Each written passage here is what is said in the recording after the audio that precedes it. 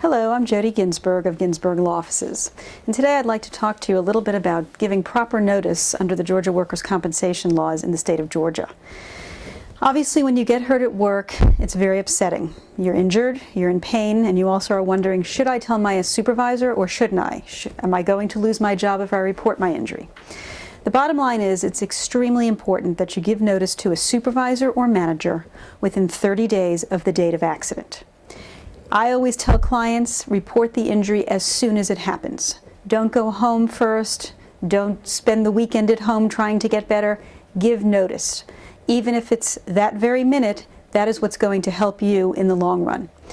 While we understand that you are concerned about your boss thinking that it may impact your job, or you thinking it may impact your job, the fact of the matter is they will hold it against you if you don't report it right away, thinking that you've gone home and perhaps injured yourself picking up your children, playing basketball, going to the grocery store, etc. So the first important thing is that you give notice immediately. It's always best to put it in writing if at all possible, and keep a copy of the notice, written notice, that you've given your supervisor. Telling your coworkers, your friends, your spouse, and your family does not satisfy notice. It must be reported to a supervisor or manager. Writing it down and handing it in and keeping a copy on the incident report is extremely important for you to show that in fact you gave notice in a timely manner. If you're unable to write it down, then at least phoning it in if you have to go home first. But again, telling the folks in person is the best route that you should follow. Now, we have many people call us and say, well, I really did not want to give notice right away based on what I told you earlier. They were concerned about losing their job. So they don't report their injury, and they go home, and perhaps they go and see their own family doctor or go to the emergency room and pay for it out of their pocket or with group insurance. That is not a good idea. Not reporting your injury to your employee and not seeking medical care under workers' compensation can come back and haunt you. Going to the doctor on your own and paying for it out of your pocket or with group health insurance is never a good idea. First of all, it's very important that you speak with a workers' compensation representative or supervisor so that you are given proper information on where you're supposed to seek medical care after you give proper notice. Telling your private doctor that you got hurt at work is certainly one way of having some evidence that indeed you got hurt at work. But again, that's your own self-reporting. And while we can use that as evidence, it is not the very best evidence. Notice must initially be given to your supervisor or manager. Seeking medical care thereafter, if they have a valid posted panel of physicians, is the route to take. If they do not have a valid posted panel of physicians, which means 6 doctors on a list, posted where you can see it and where it's explained to you, then you can in fact go off and see your own doctor. But that does get complicated because the insurance company and the employer are not going to want to pay for your own doctor's care.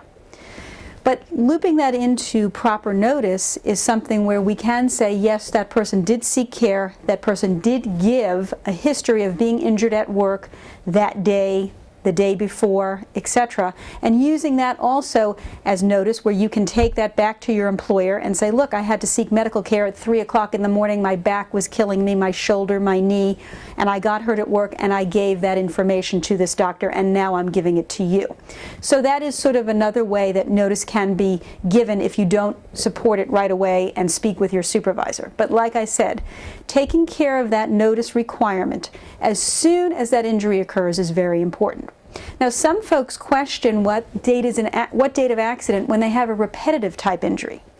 It's pretty obvious if you should get hurt in falling off a ladder at work, if you should get hurt while unloading a pallet off the back of a truck. I mean, you bent over, you pick something up, and you hurt your back right on that day.